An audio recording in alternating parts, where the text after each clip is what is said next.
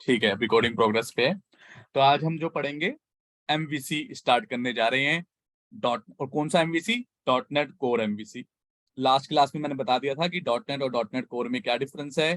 तो जहां पे भी डॉट नेट कोर एमवीसी या dot net core ASP dot net या कुछ भी डॉट नेट कोर की बात हो, तो उसका मतलब है कि वो नया वर्जन जो कि ओपन सोर्स है और उसके जो इतने सारे फीचर हैं, वो फीचर वाली वीडियो तो 100% पढ़नी है। पहला डॉट नेट कोर का क्वेश्चन वही होता है कि क्या डिफरेंस है डॉट नेट कोर में, क्या है डॉट नेट कोर। तो वो पांचों आपको बताने ऑप्शंस। तो आज हम पढ़ेंगे एमवीसी। तो एमवीसी क्या होता है, इसके लिए सबसे पहले पेंट खोलता हूँ। एमवीसी से पहले मैंने लास्ट क्लास में बताया था कि एक एएसपी डॉट नेट नाम की चीज थी, लेकिन उसमें दिक्कतें थी, जैसे कि उसमें आपका कोडिंग वाला पेज और डिजाइनिंग वाला पेज लिंक्ड था आपस में। तो अगर किसी को एक कंपनी ने डिजाइनर और कोडर दोनों अलग अलग हायर किया है, तो दोनों साथ में काम करना मुश्किल हो जाता था उनके लिए। और जब काम करना मुश्किल था तो टेस्टिंग भी उनकी उसकी मुश्किल थी। तो इन सबको बेसिकली सॉल्व करने के लिए एमवीसी आया। पुराने वाले में ज्यादा डिटेल में आपको नहीं जाना, आपको एमवीसी समझना है, क्योंकि वो पुराना वाला जो है वो ज्यादा यूज होता नहीं है कहीं पे। तो अब हम पढ़ेंगे कि एमवीसी पहले तो बेसिक है क्या। एमवीसी 3 डिब्बे हैं, ये रहे 3 डिब्बे। 3 डिब्बे, इसे थोड़ा बड़ा कर देते हैं। थोड़ा बड़ा, हाँ जी। तो ये जो 3 डिब्बे हैं ये एमवीसी हैं। इसमें नाम लिख देते हैं इनका। इसका नाम है एम, मतलब मॉडल।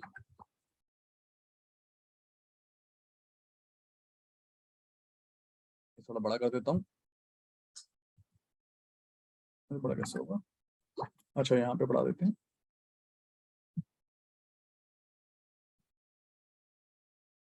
ओके, सेलेक्ट करना पड़ेगा एंड देन 18 प्रेस करना पड़ेगा।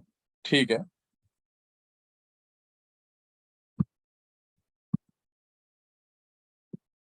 एक काम करता हूँ,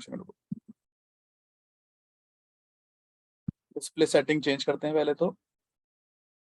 रिकमेंडेड कर देते हैं, थोड़ा बड़ा दिखेगा उससे।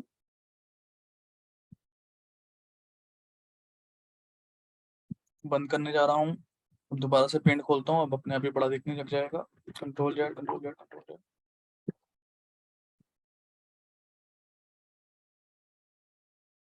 ठीक है, दोबारा से इस पे नाम लिखता हूँ।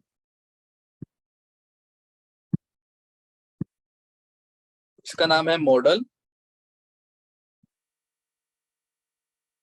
इसका नाम है व्यू। और इसका नाम है एक्चुअली कंट्रोलर।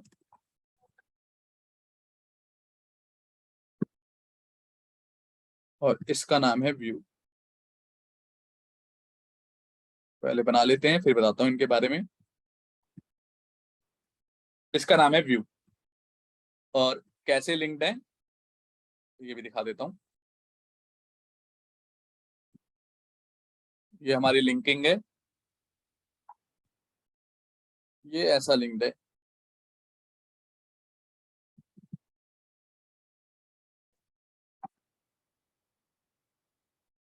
कंट्रोलर का जो इफेक्ट है ये दोनों के पास है, ऐसे लिंक्ड है। मैं अपना व्हाट्सअप यहाँ से हटाता हूँ क्योंकि बहुत सारे मैसेज आ रहे हैं। ठीक है, तो ये इस तरह से लिंक्ड है। ये हो गया मॉडल, ये हो गया कंट्रोलर, ये हो गया व्यू। तो आप देख सकते हो, व्यू और मॉडल को बीच में कौन मिला रहा है? कंट्रोलर। Sorry, sorry. तो व्यू और मॉडल को बीच में कंट्रोलर मिलाता है। तो व्यू क्या है? व्यू मतलब जो भी आपको वेबसाइट में, अब जो हम काम करने जा रहे हैं एमवीसी से, हम क्या बनाएंगे? एक वेबसाइट बनाएंगे। जो एक्चुअल काम होता है आपको कंपनीज में क्या बनाना होगा? वेबसाइट बनाना होगा, वेब एप्लीकेशन बनानी होगी, जो भी काम है। तो जो भी वेब से रिलेटेड काम है वो हम एमवीसी से बनाएंगे। एमवीसी से क्यों बनाएंगे? क्योंकि ये लेटेस्ट फ्रेमवर्क दे रखा है डॉट नेट ने। और भी तरीके हैं जिससे आप बना सकते हो, लेकिन हम एमवीसी यूज करेंगे। ये एक तरीका, मतलब ये एक स्टाइल है, style of web application architecture कह लो एक बार को। हालांकि एमवीसी को ये हम आर्किटेक्ट हाँ बोलो, क्वेश्चन पूछो। एएसपी भी होता है ना सर इसका, एमबीसी हाँ, का एएसपी पे ASP कोई डॉट बना नेट भी सकता होता है? है, ASP डॉट नेट बोलते हैं उसे, ASP नहीं बोलते। तो ASP डॉट नेट क्या है, वही वाला जो मैंने बताया था कि दोनों पेज लिंक्ड हैं ये सब।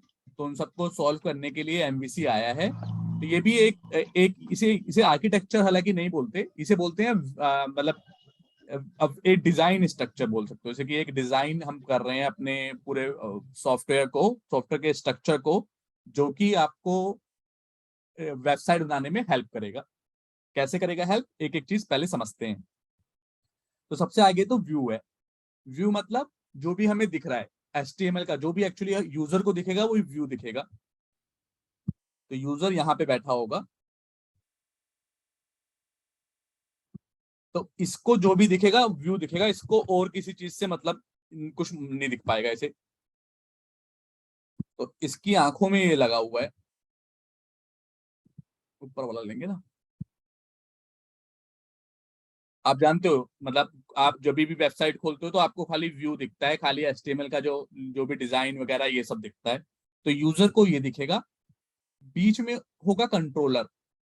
कंट्रोलर का काम क्या है, नाम ही से पता चल रहा है, इसका नाम है कंट्रोलर। तो ये बंदा मुखिया है घर का, तो ये सारी चीज कंट्रोल करेगा, सब कुछ देख रेख करेगा। अच्छा तू सही है, तू सही है, कोई इन्फॉर्मेशन सर आपकी मांगोगे। आवाज ब्रेक हो गई थी, दोबारा बोलना। अच्छा ठीक है। तो मैं कह रहा हूँ व्यू, यूजर को जो दिखेगा वो व्यू दिखेगा। व्यू क्या होता है, जो भी डिजाइन एप्लीकेशन HTML होती है, CSS होता है, जो भी डिजाइन पार्ट होता है वो व्यू में लिखते हैं हम। अभी सब आप एक्चुअल में लाइव करोगे तो सब ज्यादा समझ में आएगा, बट अभी के लिए समझो कि जो भी आपको दिखता है, जैसे जो भी आप कोई भी वेबसाइट खोल लो, ये सब जो लुक एंड फील कलर वलर दिख रहा है ये व्यू है। कंट्रोलर क्या है, कंट्रोलर घर का मुखिया है, जो सब कुछ मैनेज करता है कि कौन सी इंफॉर्मेशन कहाँ से आएगी, कैसे जाएगी, कैसे दिखेगी, ये सब कंट्रोलर मैनेज करता है, ये कंट्रोल करता है सब कुछ। और मॉडल क्या है, मॉडल आप अभी फिलहाल के लिए ये समझो कि मॉडल एक कोड है। कोड, तो ये हो गया कोडिंग, सी शार्प। और यहाँ पे HTML और CSS डिजाइन, और कंट्रोलर में भी सी शार्प का ही कोड लिखोगे, और वो हैंडल करेगा मॉडल से, मतलब मॉडल से इंफॉर्मेशन लेके आएगा और व्यू में दिखा देगा आपको कि ये क्या बात हुई। तो मैं बताता हूँ कैसे होगा। जैसे एक छोटा सा एग्जांपल देखो कि मुझे एम्प्लॉय की डिटेल्स दिखानी है। तो यूजर को तो व्यू दिखता है, तो उसको तो व्यू दिखाना पड़ेगा, लेकिन व्यू में डाटा वाटा आएगा कहाँ से। तो सबसे पहले जो हम ब्राउजर में रिक्वेस्ट भेजेंगे, रिक्वेस्ट कैसे, जो भी आप ये HTTP करके भेजते हो ना, जो भी लिंक खोलते हो, जैसे आपने खोला Amazon.com, तो इसका मतलब आप एक रिक्वेस्ट भेज रहे हो सर्वर पे।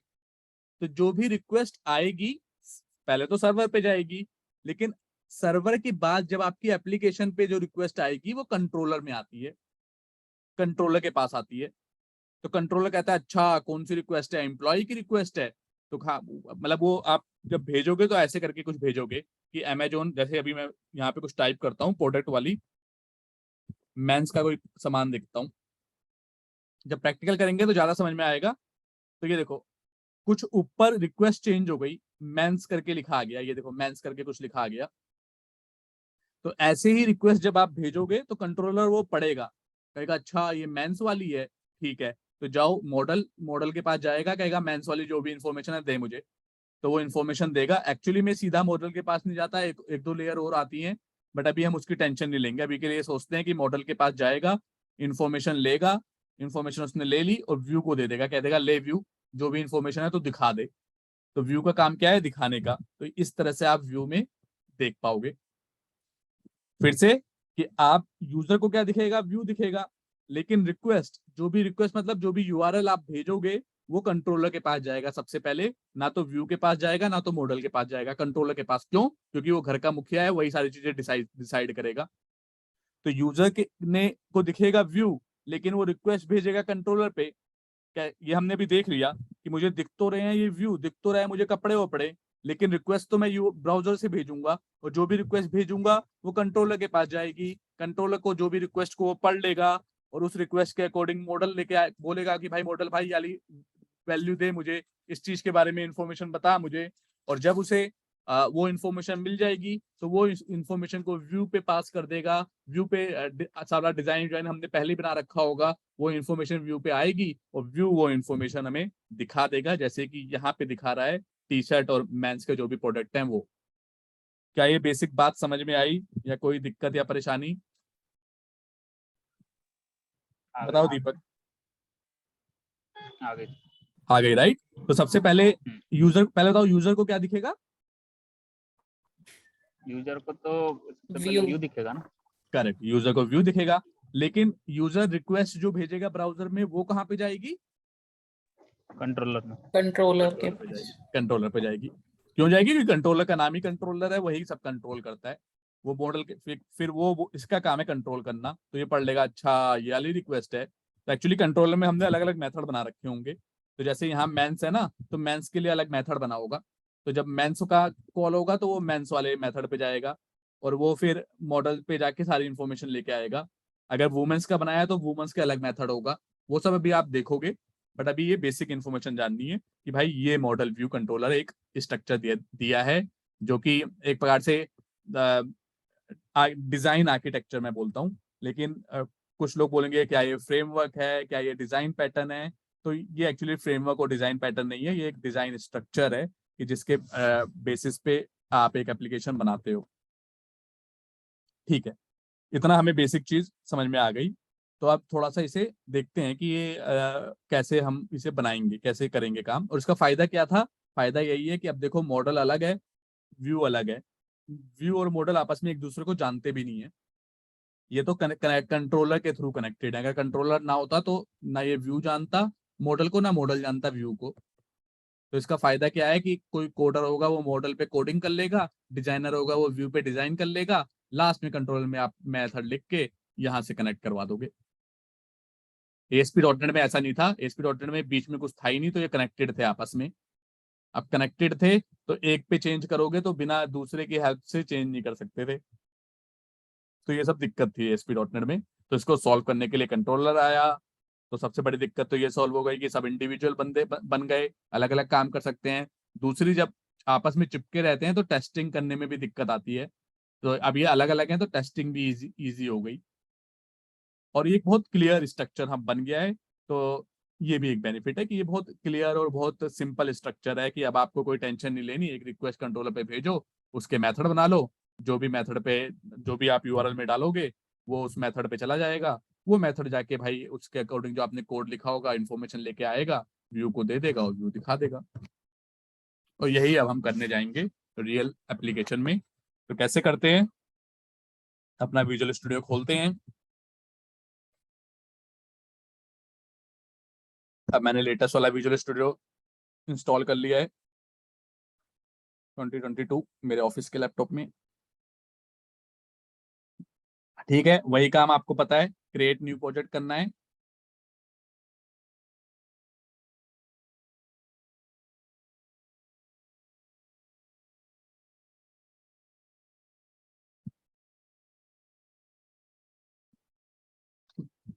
नीचे आ जाओ।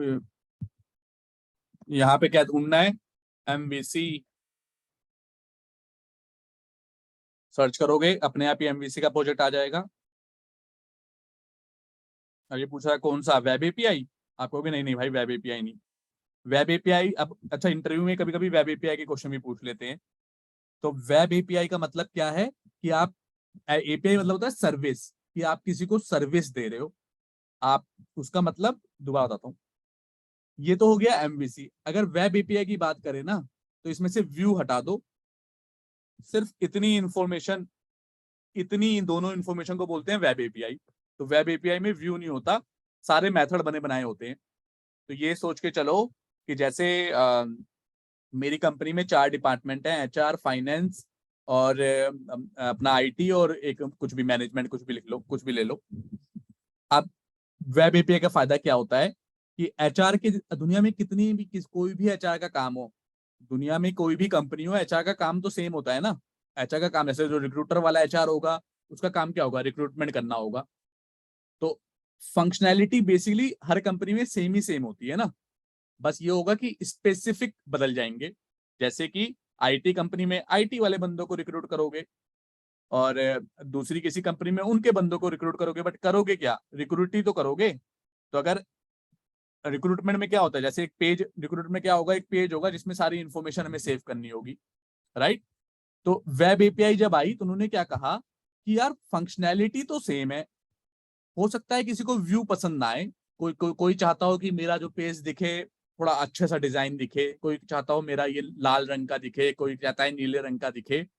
तो वेब एपीआई ने कहा व्यू आप अपने आप बनाओ, कंपनीज को कहा व्यू आप अपने आप बना लो, जैसे मैं फंक्शनैलिटी भेज दूंगी। मतलब वेब एपीआई क्या करेगी, कंट्रोलर और मॉडल वहां पे रहेंगे, व्यू नहीं रहेगा। तो आपने फाइनेंस जैसे एचआर के लिए आपने पूरा पेज बना लिया सारी फंक्शनैलिटी कि ये ले भाई एक पेज देगा जिसमें यूजर की जो भी आप एम्प्लॉय की इंफॉर्मेशन सेव करोगे, तो पेज यूआई होगा ये तो यहाँ पे, लेकिन इंफॉर्मेशन तो दुनिया में किसी भी एम्प्लॉय की इंफॉर्मेशन तो सेम रहेगी ना, उसका नाम रहेगा, उसके फादर का नाम रहेगा, ईमेल का नाम रहेगा। तो वो फंक्शनैलिटी यहाँ पे लिख दी हमने, आपको पता है फंक्शनैलिटी तो यहाँ इन दोनों में लिखी रहती है, ये तो खाली व्यू के काम आता है। तो वेब एपीआई ने क्या कहा, भाई फंक्शनैलिटी लिख लिख के मैं फंक्शनैलिटी बेचूंगा। तो मैंने एक पेज बना दिया जिसमें सारी यूजर की इंफॉर्मेशन मैं सेव करा लेता हूँ डाटाबेस में। अब ये बन गया यहाँ मेरे वेब एपीआई में। अब मैं 50 कंपनी के पास चला गया, मैंने कहा भाई आप रिक्रूटमेंट करते हो, हाँ करता हूँ, तो ले मेरा पेज ले ले, यूजर की इन्फॉर्मेशन मेरे में सेव कर लेना। तो उसको ये फंक्शनैलिटी बेच दी मैंने। और व्यू के साथ दिक्कत क्या थी कि हमें बोलना पड़ता भाई ले लेकिन तुझे बनाना भी ऐसे ही पड़ेगा। एमवीसी में दिक्कत क्या है कि भाई लेकिन तेरा व्यू भी हम दे रहे हैं, व्यू भी ऐसे ही बना तू। तो कहेगा नहीं नहीं यार, व्यू तो मैं अपने हिसाब से, डिजाइन तो मैं अपने हिसाब से करूंगा ना, तो मुझे फंक्शनैलिटी दे दे। तो यही वेब एपीआई है। तो वेब एपीआई और एमवीसी में सारी फंक्शनैलिटी सेम रहेंगी, सिर्फ अगर आप व्यू हटा दोगे एमवीसी से तो वो वेब एपीआई बन जाएगा। क्या बात समझ में आई या कोई दिक्कत या परेशानी? बोलो, कोई क्वेश्चन हो आ, तो पूछो। आ गई सर। आ गई, राइट, ठीक है, फिर बढ़ते हैं आगे।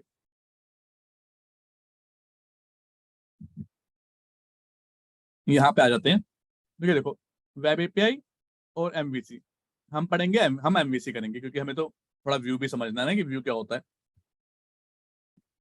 तो इस पे क्लिक करोगे आप,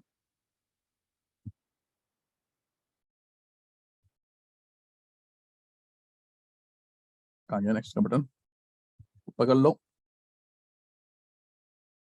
नेक्स्ट करोगे। अब नाम वाम पूछेगा, ये सब आपको पता ही है। कंसोल एप्लीकेशन आप बना चुके हो, तो जो भी नाम देना है आपको, मैं देता हूँ आईटी एक्सपर्ट सारा। हमारा जुलाई में बैच स्टार्ट हुआ था, हमारा बैच कब स्टार्ट हुआ था, जुलाई में या लेट हुआ था? जुलाई में ही हुआ था। ठीक है, तो जुलाई, और जुलाई आप इसका नाम क्या लिखते हैं, एमवीसी डाल दो ना, जुलाई एमवीसी।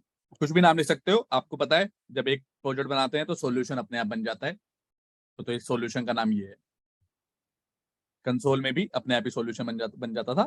एक सॉल्यूशन में मल्टीपल प्रोजेक्ट्स हो सकते हैं, ये सब आपको पता है, शीशा में पढ़ चुके हैं हम। ये एक प्रोजेक्ट में, एक सॉल्यूशन में कितने भी प्रोजेक्ट बना लो। नेक्स्ट किया, पूछेगा कौन सा वाला बनाना है, 6 बनाना है, ये बनाना है, आपके में अगर कोई दूसरा होगा तो वो भी पूछेगा। ये लेटेस्ट है तो लेटेस्ट ही बनाते हैं। इसमें कुछ पूछेगा, एचटीटीपीएस भी आपको चाहिए, तो आप, हमें एचटीटीपीएस अभी नहीं चाहिए। एचटीटीपीएस क्या होता है कि अगर एचटीटीपीएस, ओके बताता हूँ एचटीटीपीएस क्या होता है। ये देखो, एचटीटीपीएस क्या करता है, क्योंकि यहां से आप क्या कर रहे हो, एक रिक्वेस्ट भेज रहे हो सर्वर पे। सर्वर कहीं पे मशीन होगी, कोई फिजिकल मशीन होगी, वहां पे रिक्वेस्ट जा रही है। अब पहले नॉर्मल क्या था, एचटीटीपी और एचटीटीपीएस होता है, ये भी थोड़ा समझ लो, एचटीटीपी और एचटीटीपीएस। जैसे जैसे चीजें आती रहेंगी वैसे वैसे बताता रहूंगा, इंटरव्यू में पूछ भी सकते हैं। फुल फॉर्म क्या है, हाइपर टेक्स्ट ट्रांसफर प्रोटोकॉल। कुछ प्रोटोकॉल है कि भैया किस तरह से मैं इंफॉर्मेशन भेजूं अपने ब्राउजर से, क्योंकि आपको ये पता है कि वेब एप्लीकेशन ब्राउजर पे ही देख सकते हो, बिना ब्राउजर के वेब एप्लीकेशन नहीं दिखेगी आपको। तो अब, और एक ये भी पता है, ये सब बता चुका हूँ ऑलरेडी, इसलिए मैं बार बार डिटेल में नहीं बताऊंगा, कि आपकी एप्लीकेशन दिखाने के लिए आपको सर्वर पे डालनी जरूरी है। जब आपने अपनी एप्लीकेशन सर्वर पे डाल दी तो कोई भी बंदा वो एप्लीकेशन पढ़ सकता है, लेकिन उसके पास ब्राउजर होना जरूरी है। जब तक आप सर्वर पे नहीं डालोगे कुछ नहीं कर सकता, कोई भी बंदा आपकी वेबसाइट नहीं देख सकता। सर्वर पे डाल दी, एक्टिव कर दी, तो फिर सब लोग आपकी वेबसाइट देख सकते हैं। पर ऐसा नहीं कि लैपटॉप लेके देख लेंगे, जब तक ब्राउजर नहीं होगा तब तक नहीं देख पाएंगे। अब ब्राउजर से कैसे जाता है? ब्राउजर से एक HTTP प्रोटोकॉल, एक कुछ तरीका है रिक्वेस्ट भेजने का ना, उसे प्रोटोकॉल प्रोटोकॉल होता है ना, कि भाई प्रधानमंत्री आ रहे हैं, ये प्रोटोकॉल फॉलो करना है। तो प्रोटोकॉल मतलब कुछ रूल्स बता रखे हैं कि भैया इस रूल को फॉलो करते हुए रिक्वेस्ट भेजनी है, और जो भी रिक्वेस्ट भेजोगे फिर वहां से रिस्पॉन्स आएगा, वो आपको दिख जाएगा। तो यहाँ से हम क्या रिक्वेस्ट भेज रहे हैं, इस तरह से कुछ रिक्वेस्ट बना के भेज रहे हैं। उसने रिस्पॉन्स में क्या दिया, ये सारी फोटो वोटो हमें दे दी, ये हमें दिख गया। अगर मैं ऐसे ही वुमेन्स पे वुमेन्स डाल दूंगा यहाँ पे, तो ऊपर देखना चेंज हो जाएगा यूआरएल। ये देखो यूआरएल चेंज हो गया, याली रिक्वेस्ट भेजी, अब उसने वुमेन से रिलेटेड उसे जो जो लगा वो चीजें उसने हमें दिखा दी। क्लियर? तो अब आप बात करें HTTP और HTTPS की। तो पहले क्या था, नॉर्मल आ गया था HTTP। कि HTTP मतलब आप अब देखो, यहां से जब रिक्वेस्ट जाएगी सर्वर के पास, तो सर्वर एक दूसरे, आप बैठे हो इंडिया में, हो सकता है सर्वर आपका यूएस में हो, तो वो रिक्वेस्ट आपको तो लगेगा 1 सेकंड में आ गया, बट एक्चुअल में 1 सेकंड भी बहुत बड़ी बात होती है। 1 सेकंड का मतलब कि रिक्वेस्ट आपकी ट्रेवल हो रही है, कहीं ट्रेवल होते हुए कहीं जा रही है। ट्रेवल होते हुए ये समझ के चलो कि आप आपकी जो, क्योंकि वेबसाइट है ये बहुत खजाना ही तो है आपका, आपके लिए तो बहुत इंपॉर्टेंट है ना। हर कंपनी के लिए उसकी वेबसाइट या वेब एप्लीकेशन बहुत इंपॉर्टेंट है। अमेजोन की वेबसाइट है, अगर किसी ने रास्ते में, जब ये सर्वर पे जाती है, रास्ते में किसी ने हैक कर ली तो वो तो लुट गए। किसी ने हैक करके सारा सामान खरीद लिया तो लुट गए। तो कहने का मतलब ये इनका खजाना ही तो है एक प्रकार से, वेबसाइट भी खजाना है। आजकल तो सारे फ्रॉड ही ऑनलाइन होते हैं। तो ये समझो HTTP क्या था, कि आप खजाना लेके, HTTP क्या लेके जा रहा है, एक रिक्वेस्ट लेके जा रहा है, तो रिक्वेस्ट में बहुत सारी इंफॉर्मेशन लेके जा रहा है। ये इंफॉर्मेशन भी खतरनाक हो सकती है, अगर कोई बंदा चुरा ले ये इंफॉर्मेशन और यहाँ पे डाल दे कि जितने भी कपड़े हैं सब खरीद लो फ्री में बिना पैसे दिए। तो ये प्रॉब्लम थी बेसिकली। तो कहने का मतलब, पहले HTTP क्या था, कि खजाना लेके आप जा रहे हो जंगल में, और एक मारुति 800 पे बैठ के खजाना लेके जा रहे हो। तो मारुति 800 को बैठ के लेके जाओगे तो ठीक है, पैदल जाने से तो बेटर है। पैदल चोर चोर डाकू ये लोग अटैक कर देंगे। मारुति 800 से जाओगे तो शायद पैदल से बेटर हो, लेकिन फिर भी कोई, ना तो वो बुलेट प्रूफ है ना तो कुछ है, लोग अटैक करेंगे, मर जाओगे आप।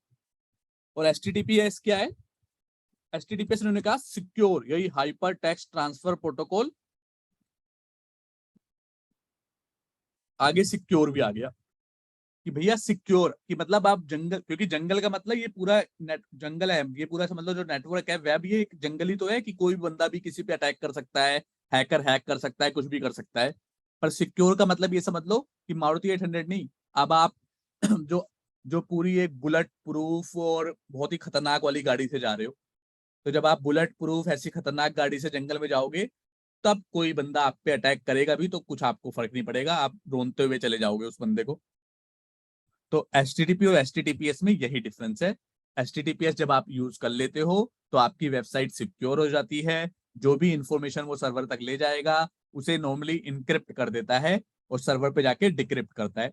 इनक्रिप्ट क्या होता है, कि आपने बोला कि भाई मेंस के कपड़े चाहिए, लेकिन वो जब सर्वर पे जा रहा होगा रास्ते में, तो मेंस को बना देगा ये कपड़े चाहिए। तो अगर मान लो किसी ने वैसे तो हैक ही नहीं, हैक बुलेट प्रूफ में तो वैसे तो मारना ही मुश्किल होता है बुलेट प्रूफ गाड़ी में, लेकिन किसी ने जबरदस्ती फिर भी मतलब कर करके शीशा तोड़ भी दिया, तो उसे कुछ खजाना मिलेगा ही नहीं, ये मिलेगा कुछ उल्टी सीधी चीज मिल जाएगी। तो अब ये मिल भी गया तो इससे क्या पता चल जाएगा, कोई इन्फॉर्मेशन पता नहीं चलेगी। तो ये होता है हाइपर टेक्स्ट में। और जब ये सर्वर पे पहुंचेगा तो सर्वर जाके इसे कन्वर्ट, केवल सर्वर को पता होगा कि कैसे कन्वर्ट करना है, तो वो कन्वर्ट कर लेगा और वो इन्फॉर्मेशन देख लेगा। तो ये फायदा है hyper text transfer protocol secure का, HTTPS का। और ये खरीदना पड़ता है, कुछ कंपनियां सेल करती हैं, उनसे आपको खरीदना पड़ता है HTTPS। सर्टिफिकेट मिलता है आपको, वो सर्टिफिकेट आप जैसे ही अपने सर्वर पे इंस्टॉल करोगे तो आपकी वेबसाइट भी HTTPS बन जाएगी। अभी तो हम खरीद नहीं रहे, तो हम कह रहे नहीं भैया को हमारे लिए HTTPS के लिए कुछ कन्फिगर मत कर। सर ये फ्रेमवर्क जो अपन नेट 6.0 .NET 6.0 कर रहे हैं, इसमें 5.0 करेंगे देन कुछ फर्क पड़ेगा क्या? मतलब ये हर फ्रेमवर्क में थोड़ी थोड़ी चीजें चेंज करते रहते हैं। मैं भी अभी तक मैं अपने सारे स्टूडेंट्स को पुराना 5.0 ही सिखा पढ़ाता था। अब मैं पहली बार मैं भी एक्चुअली 6 क्वेश्चन पॉइंट। में हाँ मैं क्वेश्चन भी 6। पूछते हैं कि कौन सा फ्रेमवर्क यूज करते हो। हाँ हाँ, तो आप बोला करो अब लेटेस्ट करते हैं 6.0। अब सब लोग 6.0 ही यूज करेंगे। ठीक है। राइट। तो क्योंकि देखो जब आप पीछे देखा था वो 5.0 पे आउट ऑफ सपोर्ट हो गया था। तो हाँ। नॉर्मली जो लेटेस्ट होता है वो करते हैं जिसका लॉन्ग टर्म सपोर्ट होता है। ओके। कंपनीज कैसे काम करती हैं ये भी बता देता हूँ ना। कि जब ये फ्रेमवर्क नए नए हर 6 महीने 1 साल में ये लोग नया फ्रेमवर्क रिलीज करते हैं कि कुछ इसमें किसी में एडिशनल फंक्शनैलिटी दे दी, किसी में परफॉर्मेंस इंप्रूव कर दी, इस तरीके से। तो अब क्या होता है कि ये पहले, क्योंकि कितनी भी बड़ी माइक्रोसॉफ्ट बहुत बड़ी कंपनी है लेकिन गलती इनसे भी हो सकती है। तो पहले ये फ्रेमवर्क निकालेंगे तो खाली उसे टेस्ट यूज के लिए निकालेंगे कि टेस्ट, कि भाई जरूरी नहीं है कि ये सही चलेगा।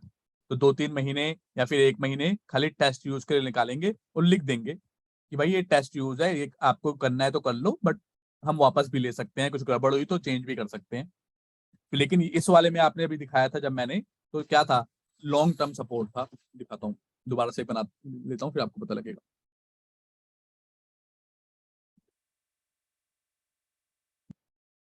न्यू प्रोजेक्ट दोबारा से अगर मैं करूँ, यहाँ पे आ ही रहा होगा,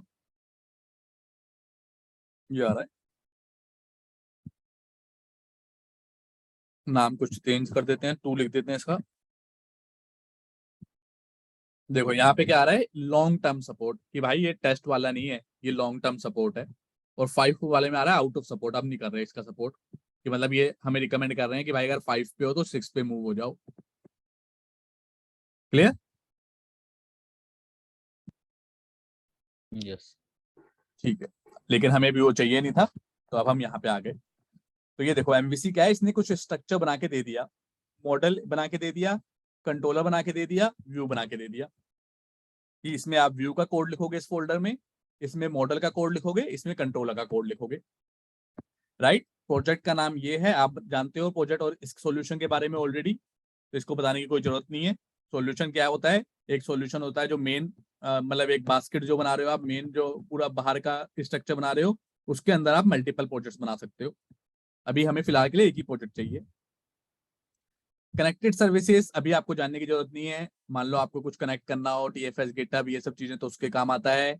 डिपेंडेंसीज में फ्रेमवर्क की लाइब्रेरीज और ये सब लाइब्रेरीज पड़ी रहती हैं। एनालाइजर में भी कुछ इनकी एनालाइज करता रहता है, ये आपकी कोड वोड ये सब चीजें, उसकी लाइब्रेरीज पड़ी रहती हैं। ये डॉटनेट की लाइब्रेरीज है, आपको टेंशन नहीं लेनी अभी।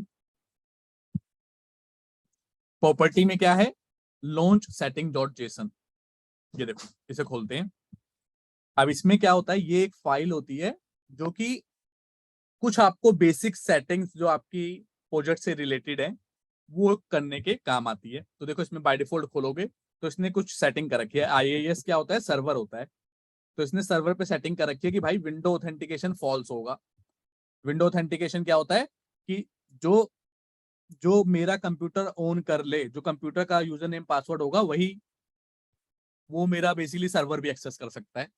इसका मतलब ये है विंडो ऑथेंटिकेशन का मतलब, जो भी विंडो का यूजर है, जो मैं यहाँ पे कंप्यूटर का जो कंप्यूटर लॉगिन कर पा रहा है, वो वाला ऑथेंटिकेशन, वो जो भी बंदा लॉगिन कर सकता है, जिसका लॉगिन अकाउंट बना हुआ है, वो सर्वर भी एक्सेस कर सकता है।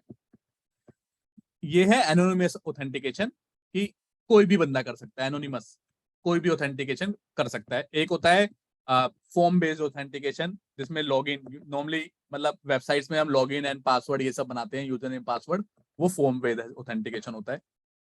तो ये सब बेसिक सेटिंग बता रखी है, ये एक सेटिंग वाली फाइल है जिसमें आप ये सब चीजें सेट करते हो। बता रखा है कि भाई फिलहाल जो बाय डिफॉल्ट है वो याले यूआरएल पे चलेगी।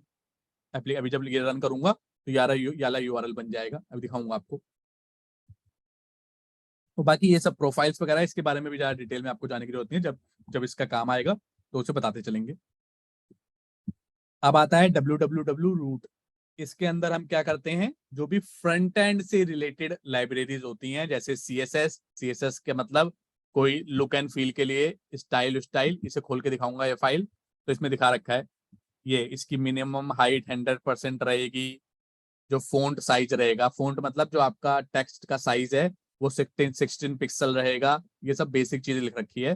तो जब आप अपनी वेबसाइट डिजाइन करोगे तो जो आपको CSS लिखनी होगी कलर वलर के लिए, वो इसके अंदर लिखो आप।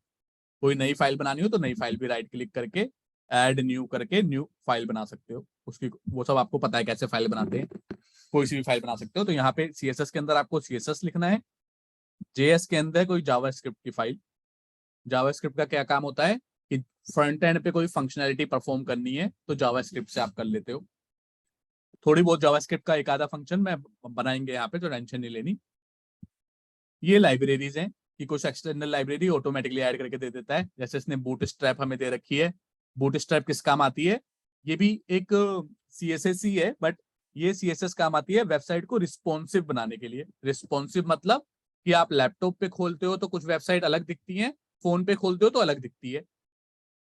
तो क्यों दिखती है? क्योंकि उसे हमने रिस्पॉन्सिव बनाया होता है कि फोन पे कम स्पेस है तो थोड़ा अलग तरीके से दिखे, लैपटॉप पे अलग तरीके से दिखे, टैब पे अलग तरीके से दिखे। तो ये उसके काम आती है। jQuery ये भी जावास्क्रिप्ट की फाइल है, जावास्क्रिप्ट की एक लाइब्रेरी है, ये समझ लो। बहुत ज्यादा भी इनके डिटेल में नहीं जाना, बट ये समझ लेना है कि इनकी कुछ लाइब्रेरीज उन्होंने हमें दे रखी हैं ऑलरेडी ऐड करके। कुछ और ऐड करना हो तो वो भी आप यहीं पे जाके कर सकते हो। ये favicon.ico है। तो फेविकोन आइको मतलब जो आपका यहाँ पे दिखता है वेबसाइट में खोलोगे, तो ये जो आइकन है इसे फेविकोन बोलते हैं। तो हर वेबसाइट का कुछ अपना आइकन होता होगा, आइकन होता है। जैसे अमेजोन का ये ए है तो ये फेविकोन बोलते हैं इसे। ये क्या है? फेविकोन आइकन है। डेल का ये DL ये है।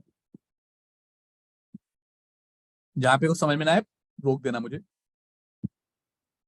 कंट्रोलर, तो आपका कंट्रोलर है जो मैंने बता दिया, सब कुछ कंट्रोल करेगा। अभी इस कंट्रोलर का खोलेंगे तो देखो सारे मेथड ही बना रखे हैं इसने। फिलहाल कुछ एक बेसिक मेथड बना रखे हैं, ये सारे मेथड के बारे में जानेंगे। फिलहाल एक कुछ वो थोड़ा सा अपने आप ही करके दे देता है कि ले भाई मैंने ही कर दिया है थोड़ी चीजें, तुझे मेहनत करने की जरूरत नहीं है। ये मॉडल अभी इन्होंने खाली एक एरर का मॉडल बना रखा है, कहीं एरर वेरर आए तो क्या करना है आपको। अभी ये सब अच्छे से डिटेल में समझेंगे। मॉडल व्यू कंट्रोलर, उसकी टेंशन नहीं लेनी आपको। ये व्यू, व्यू मतलब जितने भी HTML वगैरह जो भी दिखेगा यूजर को, ये वाले पेज दिखेंगे। अभी होम शेयर्ड ये सब है, कोई अभी टेंशन नहीं लेनी, बस व्यू का मतलब समझ लेना है कि जो भी डिजाइन वगैरह होगा व्यू में बनेगा। ऐप सेटिंग डॉट जेसन में हम इसमें भी कुछ, जैसे लॉन्च सेटिंग में क्या था, वो सर्वर वगैरह इन सब से रिलेटेड इंफॉर्मेशन थी। इसमें हम इंफॉर्मेशन ऐसे लिखते हैं जैसे कनेक्शन स्ट्रिंग क्या हो गई, डाटाबेस से कनेक्ट करने के लिए कौन सी वो चाहिए इंफॉर्मेशन, वो यहाँ पे लिखते हैं। आपको लॉगिंग बताया था ना, ट्राई कैच करते हैं, कोई एरर आए तो एरर को कहीं लॉग कर देते हैं, किसी फाइल में सेव कर देते हैं, तो उस लॉगिंग की इंफॉर्मेशन, इस तरह की information app setting dot JSON में लिखते हैं। अभी हम लिखेंगे कुछ इंफॉर्मेशन, तो टेंशन नहीं लेनी इसकी भी। और ये है अपनी पहली फाइल जिसका नाम है program.cs। क्यों? क्योंकि भाई MVC को शुरू करने के लिए कोई फाइल होनी चाहिए। तो डॉटनेट कहता है मैं एक फाइल आपको बना के दूंगा program.cs की, वो शुरू करेगा। तो अगर आप इसे खोल के देखोगे तो इसमें ये बेसिक कोड लिखा हुआ है। इस कोड को ज्यादा अभी समझने की जरूरत नहीं है, बट ये कोड क्या कह रहा है कि जा भाई और एप्लीकेशन को रन कर दे। यहाँ पे अगर आप देखोगे ये ऐप को रन कर दे, और उसने कुछ अपना क्या बना के रख रखा है, राउट वाउट ये सब अभी बताऊंगा कि क्या होता है। अब फिलहाल के लिए क्या है, program.cs एक ऐसी फाइल है जो कि आपकी एप्लीकेशन को पहली बार रन करने के काम आती है। तो कोई पूछेगा सबसे पहले कौन सी फाइल एग्जीक्यूट होती है, तो program.cs एग्जीक्यूट होती है। यही इन्वायरमेंट वगैरह आपका क्रिएट करके वेबसाइट स्टार्ट कर देती है। उसके बाद आप जो भी रिक्वेस्ट भेजोगे वो कंट्रोलर पे जाएगा और अपना काम करेगा। क्लियर है? कोई डाउट बताओ। थोड़ा क्लियर है। थोड़ा बेसिक बेसिक समझ में आ गया ना? अभी तो खाली थ्योरी बताई है। हम्म। सर व्यू में पार्शियल व्यू भी कुछ होता है क्या? हाँ हाँ, पार्शियल व्यू होगा, वो सब पढ़ेंगे, टेंशन नहीं है उसकी। मतलब पार्शियल नाम से पता चल रहा है आधा व्यू।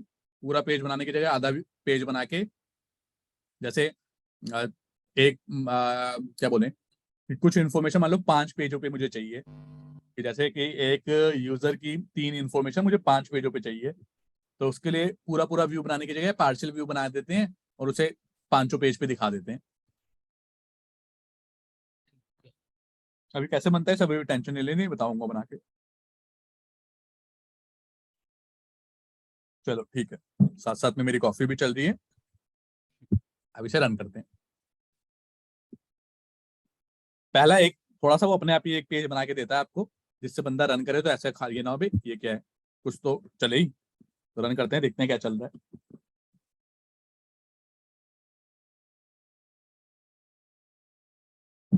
ये क्या बोल रहा है, कह रहा है ट्रस्ट द आईएएस एक्सप्रेस। कह रहा है भैया मतलब आपने HTTP हटा दिया है, चला दूं ना? मैं कह रहा हूँ बार बार मत पूछियो, चला दे, सही है मेरी वेबसाइट।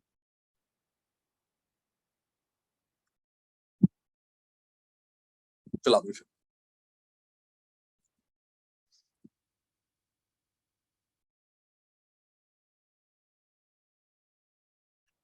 रन हो रहा है, अपना वो इन्वायरमेंट बना रहा है।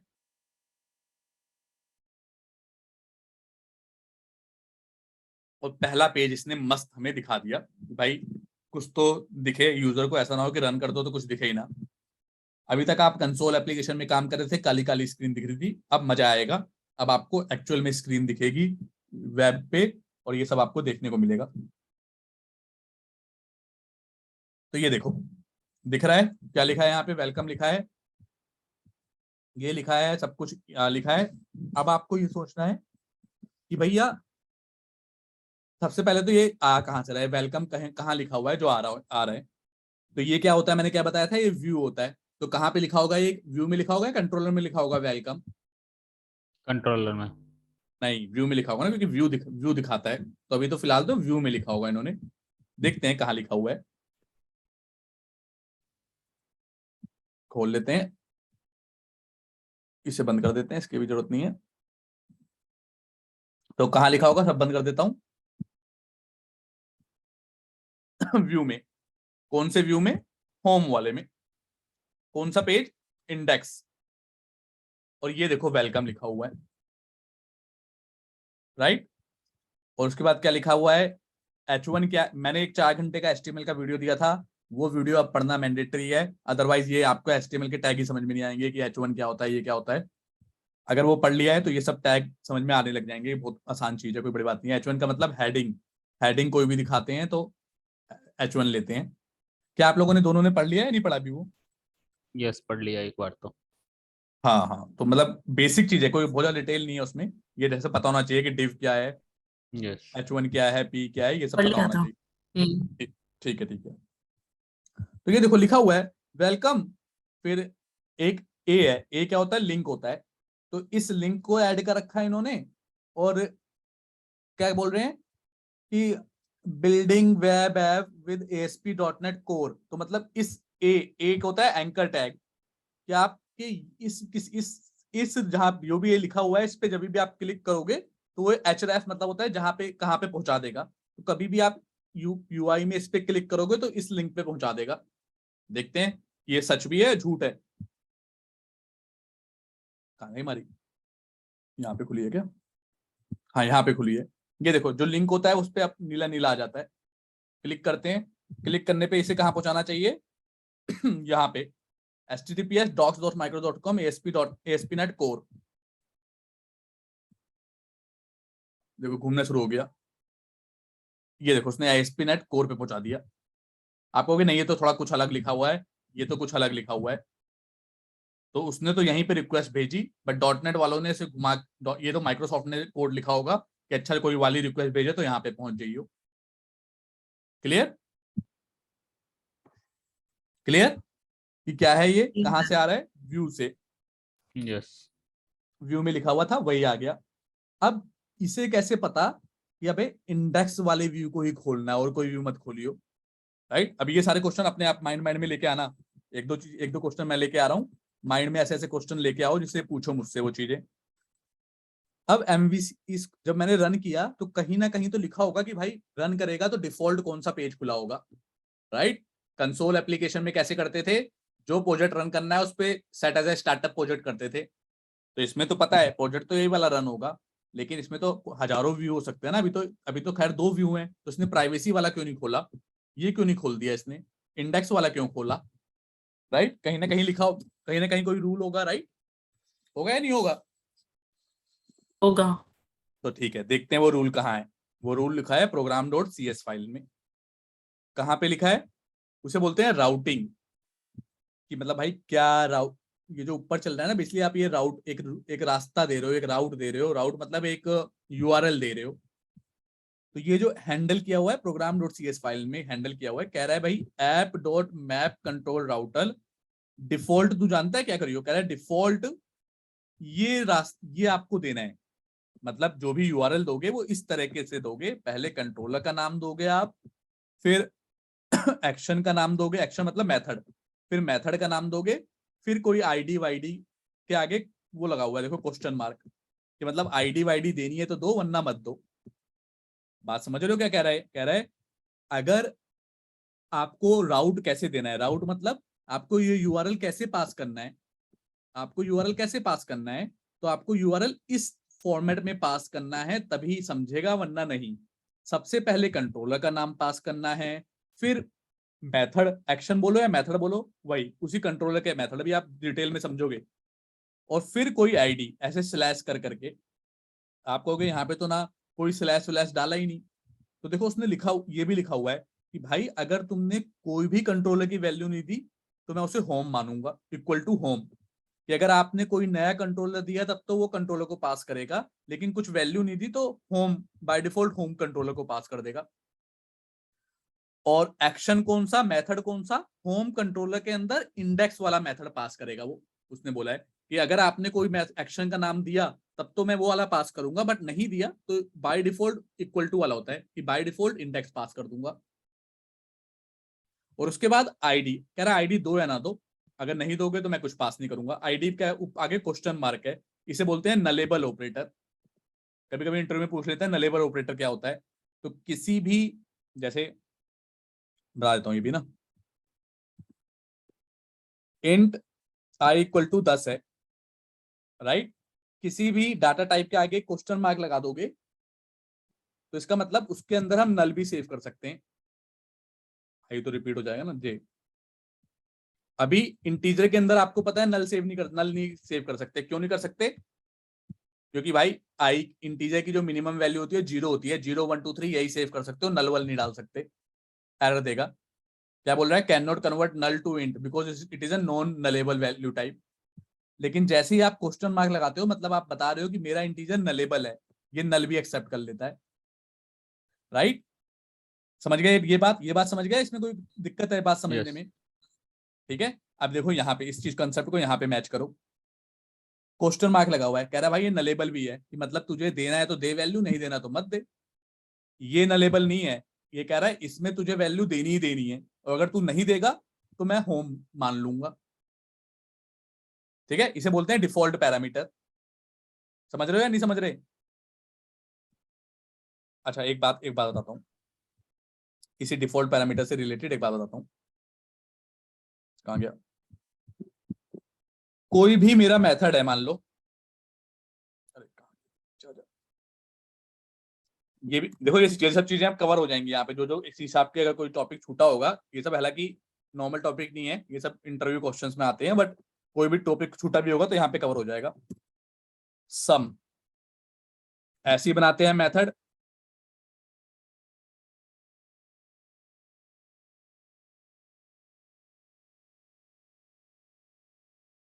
ये ऐसे ही करते थे हम, आई प्लस जे करके जो भी रिजल्ट आया वो प्लस कर देते थे, राइट। अब जब भी कोई बंदा मेरे सम को कॉल करेगा तो उसे दो वैल्यू देनी पड़ेंगी और उस दो वैल्यू का सम मिल जाएगा। किसी को दिक्कत इसमें या कोई परेशानी? नहीं। बताओ, ये इस मेथड में तो कोई दिक्कत नहीं है ना, ये मेथड कैसे कॉल नहीं करोगे, नहीं। अगर कोई कॉल करेगा तो दो वैल्यू देगा वो सम हो जाएगा।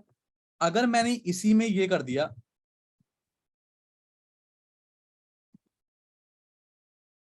तो इसका मतलब क्या हुआ कि मैं इसकी एक डिफॉल्ट वैल्यू दे रहा हूं। डिफॉल्ट का मतलब अगर किसी ने कॉल करते वक्त, मान लो मेरी इस क्लास का ऑब्जेक्ट बनेगा, फिर ये सम नाम का कॉल होगा मेथड, अगर किसी ने 20 और 30 वैल्यू दी है तब तो ये वैल्यू असाइन हो जाएंगी आई जे में, इनका सम आ जाएगा। बट किसी ने बिना कोई वैल्यू दिए ही पास कॉल कर दिया तो 10 और 20 को डिफॉल्ट वैल्यू मिल जाएगी, इसको सम कर देगा। क्या बात समझ में आ रही है नहीं आ रही? बताओ। कि अगर मैंने पैरामीटर के साथ इक्वल टू करके वैल्यू दे दी तो इसका मतलब है कि चाहे आप पैरामीटर पास करो चाहे मत करो, अगर करोगे तो उसका सम कर देंगे, नहीं करोगे तो जो डिफॉल्ट वैल्यू है इसको ले लेंगे। क्या ये बात समझ में आ रही है, नहीं आ रही? तो कोई अगर इंटरव्यूअर ये लिखता है और ये कॉल करता है, क्या बता, ये पूछेगा कि बताओ कंपाइल टाइम एरर आएगी या नहीं आएगी? दीपक आप बताओ, अगर मैंने ये मेथड लिखा है और ये कॉल किया है तो कंपाइल टाइम एरर आएगी या नहीं आएगी? आएगी ना। आएगी। क्यों? बिल्कुल सही जवाब है। क्यों आएगी? क्योंकि भाई 2 पैरामीटर मांगे हैं, आप दे ही नहीं रहे। पैरामीटर नहीं है। और वो फिर आपसे पूछेगा लेकिन मैं चाहता हूं एरर ना आए, तो क्या करना पड़ेगा? तो पैरामीटर आपको वैल्यू दे दो। कुछ नहीं करना पड़ेगा, एक डिफॉल्ट वैल्यू इनके असाइन कर दो। आपने डिफॉल्ट वैल्यू असाइन कर दी। अब चाहे ऐसे पास करो, चाहे एक ही पैरामीटर पास कर दो, दूसरे की डिफॉल्ट ले लेगा, चाहे दोनों कर दो। ठीक है, अब पूछेगा अगर अब कंपाइल टाइम एरर आएगी या नहीं आएगी, तो क्या आंसर होगा? नहीं आएगी। नहीं आएगी, क्योंकि डिफॉल्ट वैल्यू सेट है। क्या ये कंसेप्ट समझ में आ गया? यस। ठीक है, वापस आते हैं। यहीं पे ये भी कंसेप्ट है कि भाई कंट्रोलर और एक्शन का या तो तू बता दे मुझे, अगर तू नहीं बताएगा तो मैं होम और इंडेक्स पास कर दूंगा। तो इसका मतलब कि बाय डिफॉल्ट उसने होम और इंडेक्स पास किया होगा कंट्रोलर में। और जो रिक्वेस्ट आपको पता ही है, ये बता ही दिया था मैंने कि रिक्वेस्ट सबसे पहले कंट्रोलर के पास जाती है। तो कंट्रोलर के होम, कौन सा कंट्रोलर के पास जाएगी? होम वाले के पास। तो चलो होम पे, यहाँ पे कौन से मेथड के पास जाएगी? इंडेक्स भी लिखा है, प्राइवेसी भी लिखा है। हमने तो कुछ पास किया नहीं, तो कौन से वाले मेथड के पास गई होगी? बताओ। इंडेक्स के पास ना, यही तो लिखा था program.cs में कि भाई अगर कुछ पास नहीं करोगे तो इंडेक्स के पास भेज दूंगा मैं। तो वो गया होगा होम कंट्रोलर के अंदर इंडेक्स वाले के पास। अब इस मेथड के पास गया और इसने क्या बोला, ये बातें समझना ध्यान से। इस मेथड ने कुछ नहीं लिखा हुआ, इसने लिखा है रिटर्न व्यू, कि भाई व्यू रिटर्न कर दे। अब एमवीसी को क्या पता कि भैया व्यू तो ये भी है, ये भी है, ये भी है, कौन सा व्यू रिटर्न करूं? तूने तो कुछ बताया ही नहीं, तूने तो खाली व्यू लिख दिया। बात सही है नहीं है? इसने बोला है रिटर्न व्यू, तो व्यू तो ठीक है, हमें पता है व्यू का मतलब याली फाइल्स होती हैं व्यू। बट यहाँ पे याली व्यू भी है, याला व्यू भी है, याला व्यू भी है, इतने सारे व्यू हैं, कौन सा व्यू रिटर्न करे? तो बता, एमवीसी को कैसे पता लगा? ये क्वेश्चन वैलिड है नहीं है? कि एमवीसी को पता होना चाहिए तभी वो वाला व्यू रिटर्न करेगा, राइट? बोल, बताओ दीपक। यस। अनम्यूट होकर पता होना यस। चाहिए, राइट? तो अब देखो कैसे पता चलता है। वो ऐसे पता चलता है कि एमवीसी कहता है जो भी कंट्रोलर का नाम है, होम कंट्रोलर, तो कंट्रोलर को तो भूल जाओ, होम नाम है इसका, आगे तो खाली कंट्रोलर लगाया है, बट इसका नाम क्या है? होम नाम है, राइट? तो उस नाम से आपको फोल्डर बनाना है व्यू के अंदर। तो हमने देखो एमवीसी ने ऑटोमेटिकली फोल्डर बना के दे रखा है। तो इससे एमवीसी को पता चल जाएगा कि जो भी इसके मेथड है ना, उसका व्यू इसके अंदर ही ढूंढना है मुझे। मान लो यहाँ पे कल को एक और फोल्डर होता, कहाँ गया न्यू फोल्डर? न्यू फोल्डर, यहाँ पे मान लो एक और फोल्डर होता मेरा, रीनेम कर देते हैं इसे। फंक्शन F2 से होता है ना रीनेम।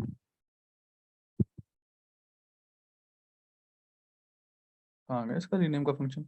चलो रीनेम बाद में करते हैं, F2 से हो जाता है रीनेम, बट अभी पता नहीं को तब चल नहीं था मेरा F2। बट ठीक है, रीनेम की बात भूल जाओ।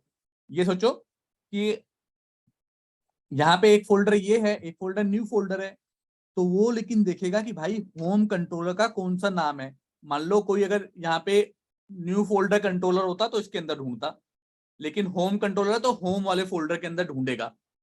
अब कौन सा ढूंढेगा वो पता चलता है कि जो भी मेथड का नाम है, इसे एक्शन बोलते हैं यहाँ पे, तो आप एक्शन ही बोलना, जो भी एक्शन का नाम है उस नाम से कोई व्यू बना होना चाहिए। तो ये देखो इंडेक्स नाम का व्यू बना हुआ है। दोबारा से बता रहा हूं कि यहाँ पे सिंपल व्यू लिखा है कि रिटर्न व्यू कर दे, बट कौन सा व्यू करेगा उसे कैसे पता चलेगा? तो उसे पता कैसे पता चलता है? वो ढूंढता है कि जिस नाम का कंट्रोलर है होम कंट्रोलर का नाम है यहाँ पे, तो होम नाम का कंट्रोल का फोल्डर होना चाहिए व्यू के अंदर। अगर होम नाम का कंट्रोल फोल्डर व्यू के अंदर है तो वो ढूंढना शुरू करेगा। अब क्या ढूंढेगा, इसमें तो बहुत सारे मेथड हो सकते हैं, तो इसमें देखो इंडेक्स और प्राइवेसी दो हैं मेथड हैं, तो दोनों के एक एक अलग अलग व्यू बने हुए हैं कि जिस नाम से मेथड है, जिस नाम से एक्शन है, उस नाम से व्यू का नाम होना चाहिए। अब जैसे ही उसे मिल गया ये, उसने इस वाले व्यू को प्रिंट कर दिया, इसीलिए हमें ये वेलकम और बिल्डिंग ये सब लिखा हुआ दिखा, ना कि ये लिखा हुआ दिखा। क्या ये बात समझ में आई या कोई दिक्कत या परेशानी? कि भाई व्यू इसने हमने ये समझ गए कि कैसे होम इंडेक्स पे गया, क्योंकि हम program.cs फाइल में लिखा हुआ था कि जाओ तुम्हें इस तरह से यूआरएल पास करना है। अगर आपने यूआरएल पास नहीं किया तो मैं होम कंट्रोलर की जगह होम मान लूंगा और एक्शन की जगह इंडेक्स मान लूंगा। ठीक है, तो अब हमने कहा ठीक है, तो इसका मतलब रिक्वेस्ट गई होगी यहाँ पे। अब गई यहाँ पे, तो यहाँ पे लिखा हुआ था रिटर्न व्यू, कोई मॉडल वॉडल अभी नहीं बना, खाली व्यू पे रिटर्न कर दिया इसने। तो व्यू पे गया, तो अब व्यू तो बहुत सारे हो सकते हैं, इसे कैसे पता लगेगा कौन सा मेरा व्यू है? तो कहता है कि भाई जो भी तुम्हारे कंट्रोलर का नाम है, ये देखो जो भी उस क्लास का नाम है कंट्रोलर क्लास का, कंट्रोलर भूल जाओ, आगे जो भी नाम है, होम नाम है, तो होम नाम का फोल्डर होना चाहिए व्यू के अंदर, और उसके अंदर एक फाइल होनी चाहिए जो भी आपका मेथड का नाम है उस नाम से। अगर मैंने इस फाइल को रीनेम कर दिया, ये रीनेम देखना ही पड़ेगा कैसे होगा ना, क्योंकि रीनेम कर करके समझाना है। यहाँ पे सिंपल सा ऑप्शन आना चाहिए। लो प्रॉपर्टी देखते हैं, प्रॉपर्टी में क्या बता हो रहा हो। फाइल नेम, अगर मान लो इसे यहाँ पे रीनेम कर देता हूँ,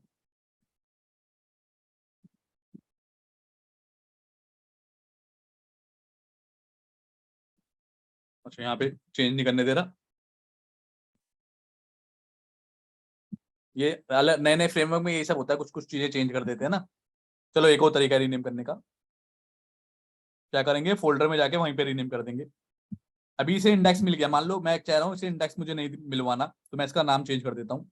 कैसे करूंगा, फोल्डर में जाऊंगा, right click, open folder in file explorer, इसका नाम यहीं पे चेंज कर दूंगा, इंडेक्स 2 कर दे रहा हूं।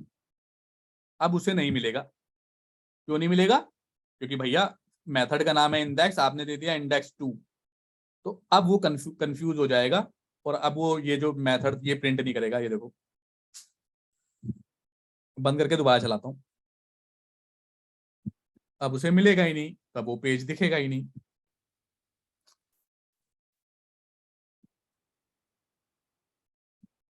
ये देखो एरर आ गई, क्या बोल रहा है एरर, यहां से पढ़ो, पढ़ के बताओ दीपक क्या बोल रहे हैं। The view index was not found. The following location are searched.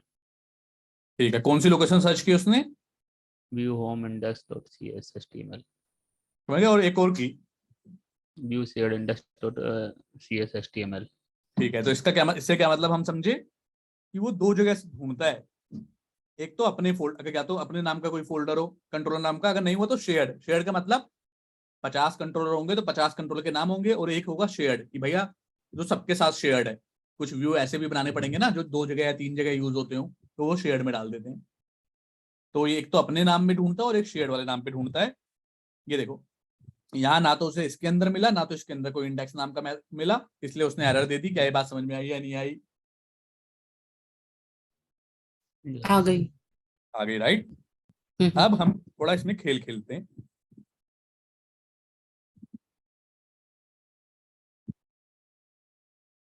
यहाँ से रीनेम करता हूँ, देखूंगा कोई शॉर्टकट होना चाहिए, वहां से भी अभी रीनेम सर उधर भी आ रहा था, होम पे रीनेम का ऑप्शन आ रहा है।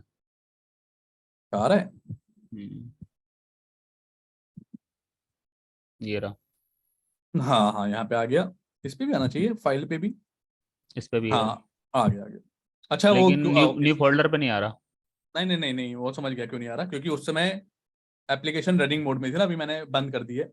जब रन होती है तो नहीं आता। वो कह रहा है मैं तो चला काम कर रहा हूँ, मतलब कुछ चीज रनिंग मोड में तो थोड़ा ना आएगा। समझ रहे हो बात? ये रनिंग मोड में तो उस फाइल को यूज कर रहा है, अब उस फाइल को यूज कर रहा है तो उसको चेंज कैसे कर सकते हो आप नाम? तो इसलिए बंद करना पड़ेगा ना। अब देखो अब बंद है, समझे बात या नहीं समझे?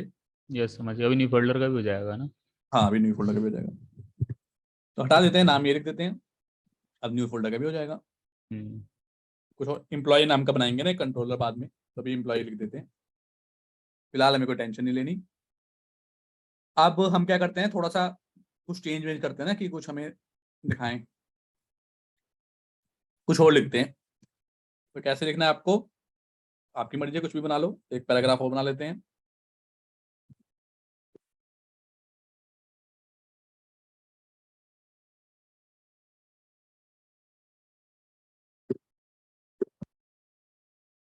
ठीक है, थोड़ा सा इसमें स्टाइल लगा देते हैं, कलर कलर वाला चेंज कर देते हैं ना इसका। कलर चेंज करने का सीएसएस लिखनी होती है। बेसिक सीएसएस आप पढ़ लेना, ये 1 घंटे में आपको बेसिक सीएसएस का पढ़ समझ में आ जाएगी। उसमें कुछ नहीं होता, कलर होता है, हाइट होती है, विड्थ होती है, ये सब चीजें होती हैं, तो पढ़ोगे तो समझ में आ जाएगा। ये कोर्स के साथ साथ मैं बताता चलूंगा, रेफरेंस देता चलूंगा कि क्या कर रहा हूँ, बट इसका अलग से हम नहीं पढ़ेंगे सीएसएस, क्योंकि ये सॉफ्टवेयर डिजाइनर के लिए बेसिकली ज्यादा यूज होती है, जो सिर्फ यूआई डिजाइनर होते हैं। हम डेवलपर्स हैं, हम डेवलप करेंगे, तो आपको नॉर्मली कंपनी में ये डिजाइन बना के मिलेगा ऑलरेडी, आपको बस कोड लिखना होगा। आप कोडर हो, सॉफ्टवेयर आप फुल स्टैक डेवलपर हो, डिजाइनर एक करके देखा, लेकिन आपको आइडिया होना चाहिए थोड़ा बहुत, तो वो पढ़ लेना, और जहाँ पे दिक्कत आए वो पूछ लेना, जो मैं लिखूंगा वो बताता चलूंगा। जैसे 2 तरीके होते हैं स्टाइल सीएसएस में, डिजाइन मतलब लुक एंड फील देने का, कलर वलर। एक तो है कि आप इन लाइन, इसे बोलते हैं इन लाइन, कि मतलब यहीं पे दे दिया कि इसका स्टाइल लिखा और जो भी कलर वलर है वो यहीं पे लिख दो। और एक होता है दूसरी फाइल में दे दो। ये देखो, एक तरीका क्या था कि ये फाइल थी ना सीएसएस की, इसके अंदर दे दो और इस फाइल का रेफरेंस ऐड कर दो बस। कहाँ पे रेफरेंस ऐड हुआ है, वो यहाँ पे जाके कहीं ऐड हुआ होगा। ये देखो, ये रेफरेंस ऐड हुआ है, कह रहा है कि भैया इस फाइल में भी जो भी डिजाइन दोगे वो भी मैं वो मैं अप्लाई कर दूंगा तुम्हारे पेजेस पे। समझ में आई बात, या कोई दिक्कत है परेशानी? ठीक है, 2 तरीके होते हैं डिजाइन देने के, एक तो कॉमन फाइल में बना के उसमें दे दो, या फिर जो अभी फिलहाल के लिए जो हम आसान वाला कर रहे हैं, उसी के पर्टिकुलर एलिमेंट के ऊपर स्टाइल दे दो। मैं क्या कह रहा हूँ, कलर कर दे भाई, रेड कर दे। ये देखो बड़ा सिंपल है, कलर रेड कर दिया तो अब इसका कलर रेड आ जाएगा। चलाऊंगा,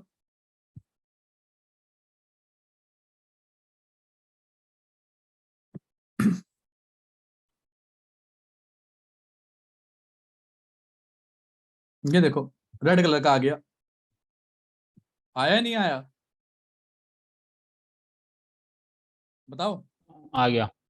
आ गया, मैंने कहा था, लेकिन यूआरएल हमें कैसे भेजना है, ऐसे भेजना है। तो अगर मैं ऐसे भी भेजूं, होम, कंट्रोलर का नाम और इंडेक्स, तो भी खुलेगा, तो भी सेम ही पेज खुलेगा। क्यों? क्योंकि ये तो डिफॉल्ट है ना, चाहे आप ये भेज दो चाहे कुछ भी ना भेजो, तो यही वाला पेज खोलेगा वो। ये देखो मैंने ऐड किया, इसने ये वाला पेज खोल दिया। अब मैं एक दूसरा कॉल करता हूँ, होम देखते हैं, होम के अंदर कोई और कंट्रोलर भी है क्या भाई?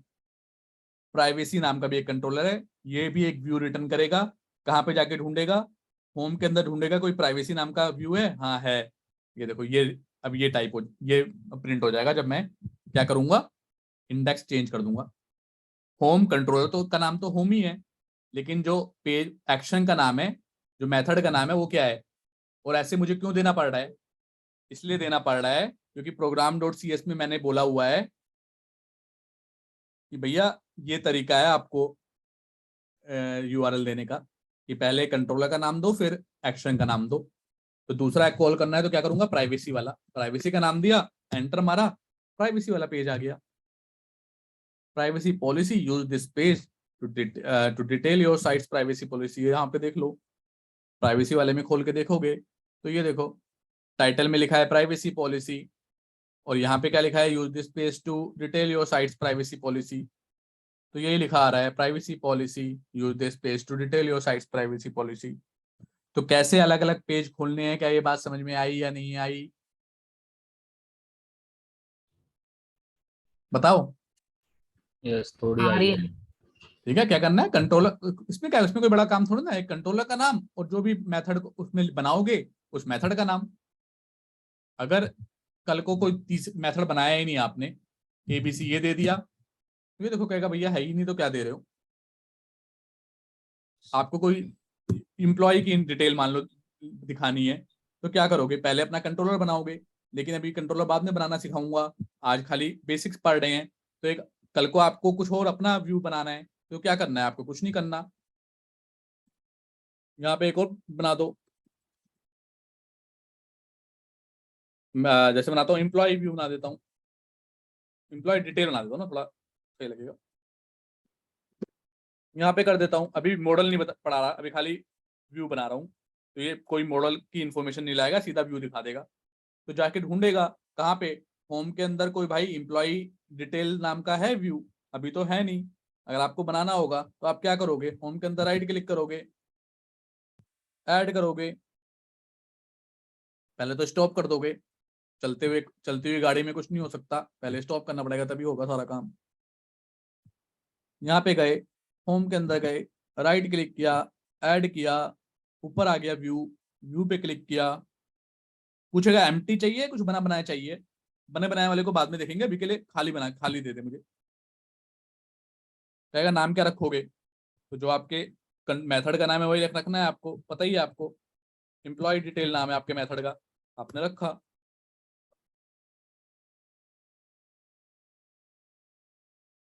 क्या कह रहा है, items and file names can not, अच्छा दो डॉट लगा दिया ना, सॉरी, यहाँ पे डॉट एक्स्ट्रा आ दिया, डॉट से नाम नहीं रख सकते।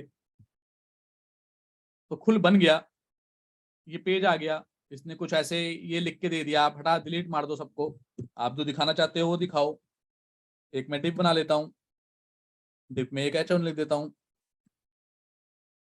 यहाँ पे लिख देता हूँ एम्प्लॉय, जो भी आपको दिखाना है वो तो रिक्वायरमेंट के ऊपर है।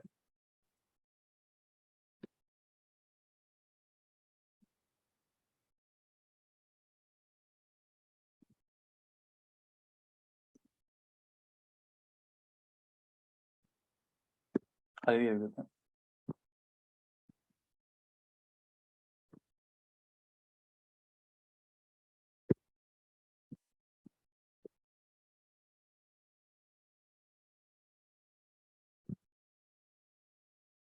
दीपक चाहो तो इस पूरे डिप का भी स्टाइल दे दो,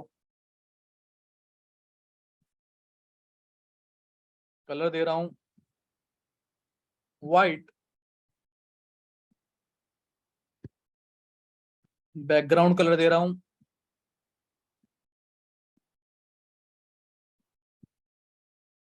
रेड ब्लैक, बस अगले दो ही चीज दे रहा हूँ।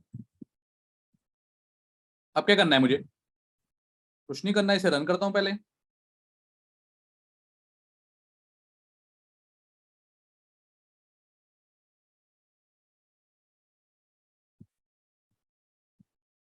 मुझे कैसे वो अपने मेथड तक कैसे पहुंचूंगा, होम कंट्रोलर था, होम टाइप किया, मेरे मेथड का नाम क्या था, एम्प्लॉय डिटेल था, वो टाइप किया, आ गया, बैकग्राउंड ब्लैक है और आगे व्हाइट आ रहा है,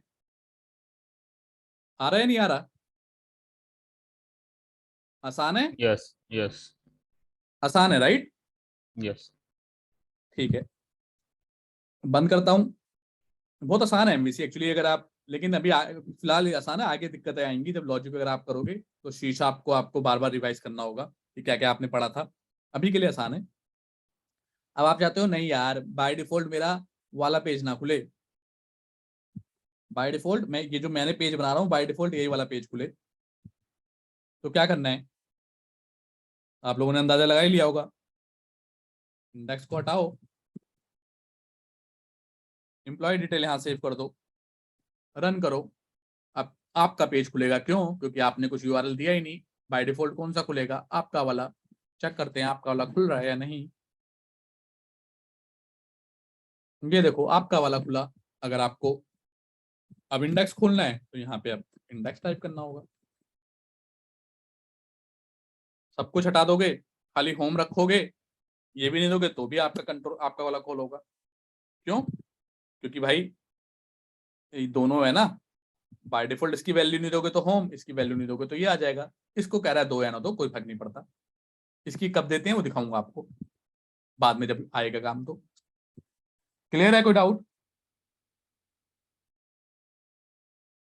क्लियर है। क्लियर है, राइट? ठीक है, थोड़ा सा और पढ़ते हैं। अब क्या करेंगे हम, अच्छा एक और तरीका पहले बता देता हूं, एक और बनाता हूं।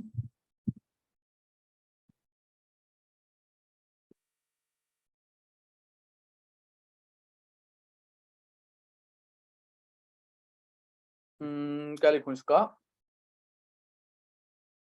टेस्ट लिख देता हूं ना, कुछ भी नाम हो, नाम तो कुछ भी लिख सकते हो आप, जो भी आपकी रिक्वायरमेंट है उसके हिसाब से नाम हम चेंज हो जाएगा।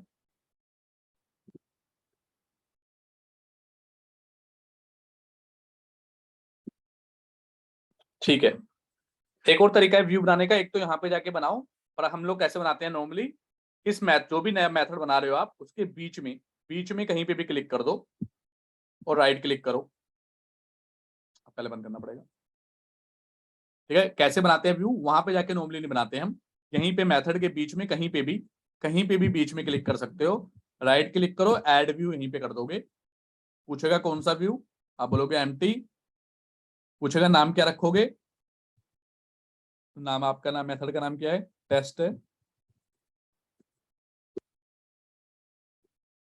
टेस्ट आपने बोला और ऐड कर लिया, तो जो वहीं मेथड वहां से लिखा भी, है उसके बीच में ना। हाँ हाँ जो भी मेथड लिखा है दोबारा दिखा दूंगा, कोई टेंशन वाली बात नहीं है।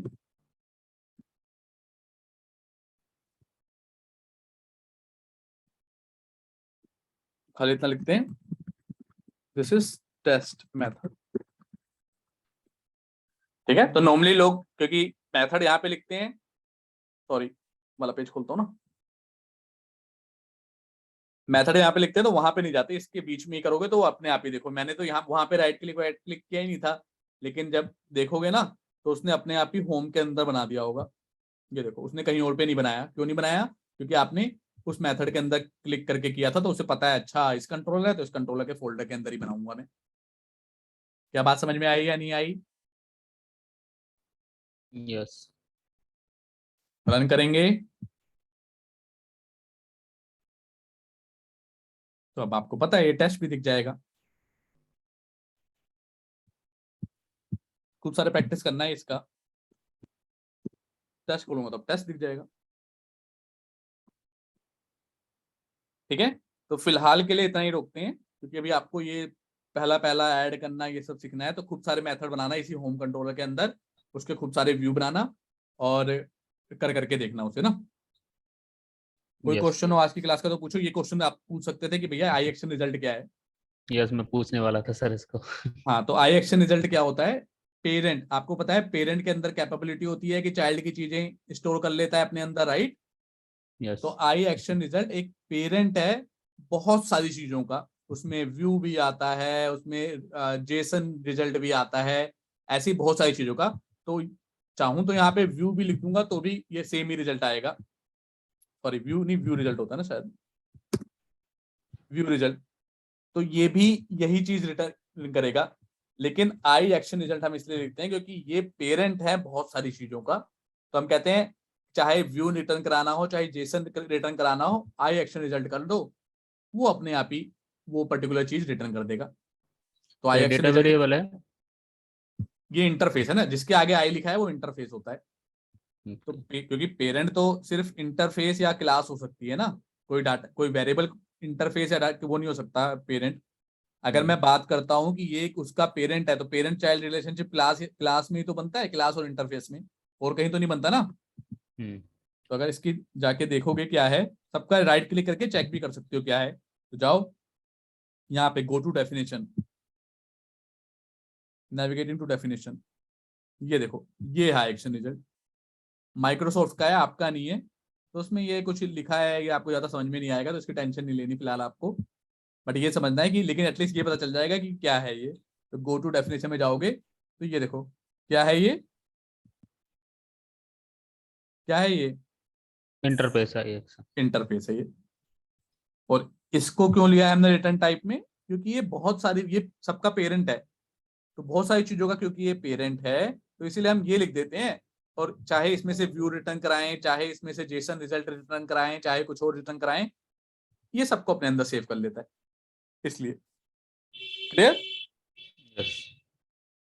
ठीक है, तो आज के लिए इतना ही, अब पढ़ेंगे कल। आज आप लोगों का काम है कि ये एमवीसी का खूब सारे कम से कम 10-10 व्यू बनाओ और 10-10 कंट्रोलर बना बना के कॉल करके आओ, प्रोग्राम डॉट सी एस में चेंज कर दो, ये स्टाइल में कलर, बैकग्राउंड कलर, और जैसे दिखाता हूँ एक और चीज,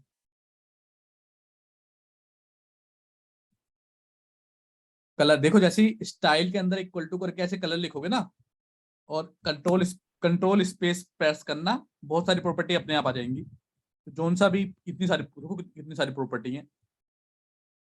तो कुछ एक प्रॉपर्टीज की यूज कर लेना, जैसे फॉन्ट के बारे में अगर देना हो कि कितना बड़ा दिखे, जैसे मुझे बहुत बड़ा दिखाना है तो फॉन्ट साइज में दे दूंगा, पूछेगा कैसे, लार्ज, लार्जर, मीडियम, ये तो लार्ज दिखा दो, लार्ज। ऐसी 2-4 प्रॉपर्टी पढ़ पढ़ के उसे ट्राई करना कि मुझे दिखाना है बोल्ड दिखाना है,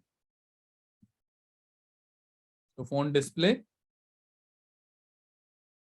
अच्छा ये तो डिस्प्ले है, डिस्प्ले नहीं, फ़ॉन्ट फैमिली ले लो, किस तरह का फ़ॉन्ट चाहिए। ये सब अलग अलग तरह की फ़ॉन्ट फैमिली हैं कि किस तरह से, मतलब सिंपल आएगा, टेढ़ा मेढ़ा आएगा, कैसे कैसे दिखना है आपको। तो मान लो ये वाली ले लेते हैं इस बार, इस तरीके से दिखा मुझे। और क्या क्या प्रॉपर्टी हैं, और फ़ॉन्ट से रिलेटेड पहले कुछ और देखते हैं।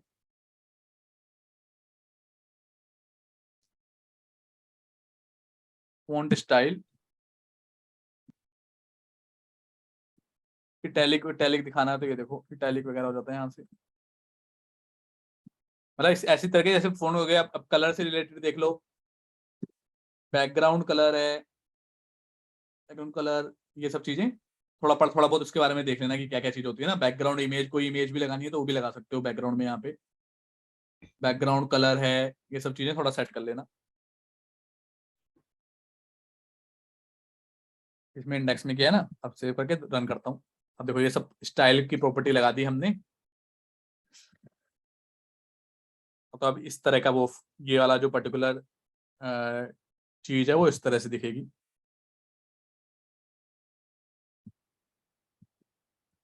क्या करना है आपको,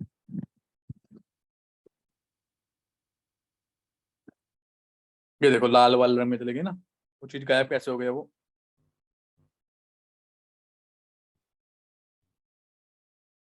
उसके पीछे छुप गया होगा, कलर ले लेते हैं व्हाइट।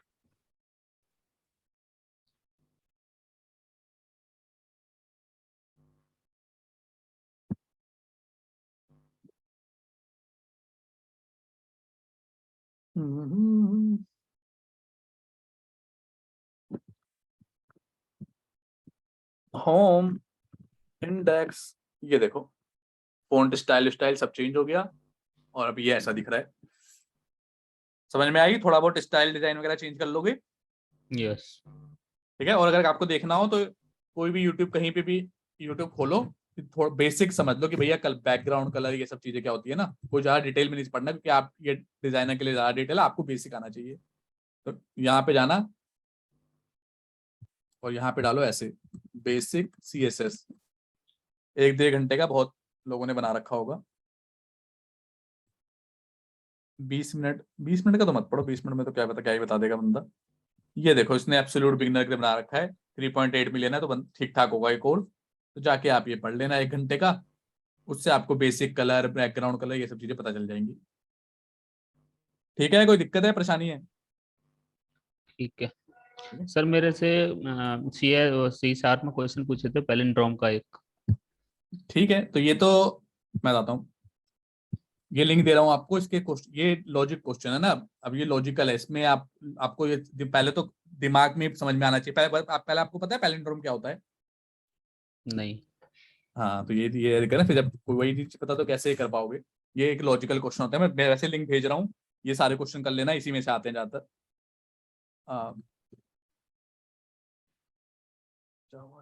पॉइंट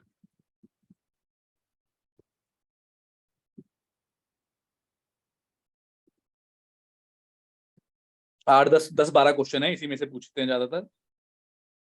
ये देखो, यही इन्हीं में से जो भी पूछेगा बंदा इन्हीं में से पूछेगा, तो सबके बारे में पता चल जाएगा पैलिंड्रोम क्या होता है। ये लॉजिकल क्वेश्चन, पहले तो पता ही होना चाहिए पैलिंड्रोम होता क्या है।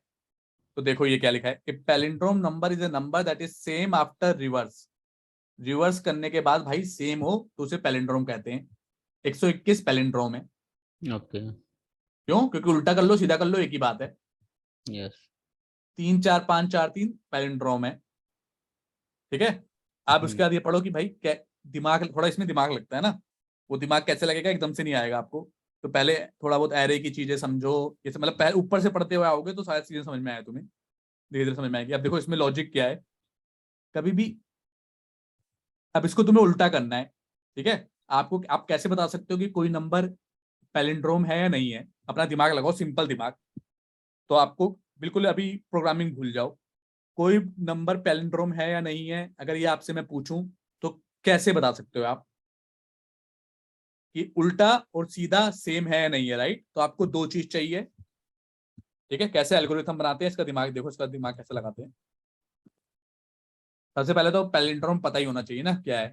तो ये जो पहली बात, तो जो भी क्वेश्चन पूछे वो पता होना चाहिए कि क्या है। नहीं पता तो इंटरव्यूअर से पूछ सकते हो कि आप बता दो ये होता क्या है, मैं फिर समझ लगाता हूँ दिमाग।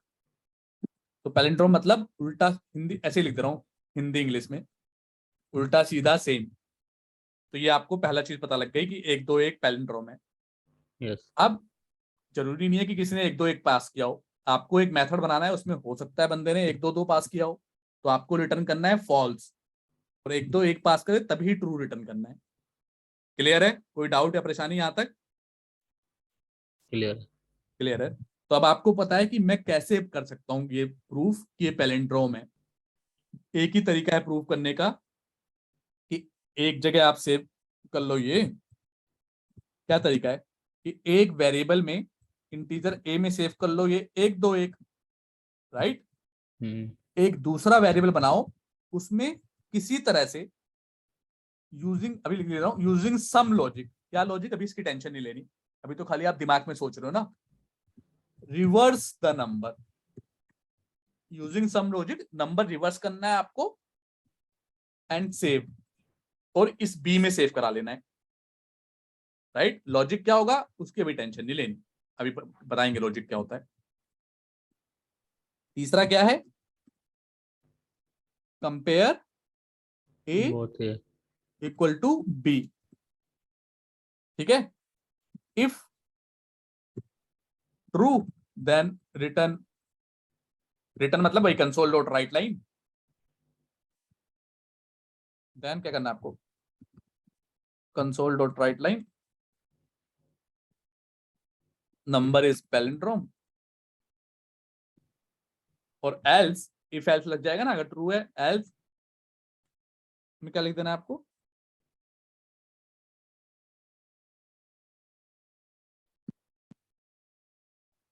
यही चीज।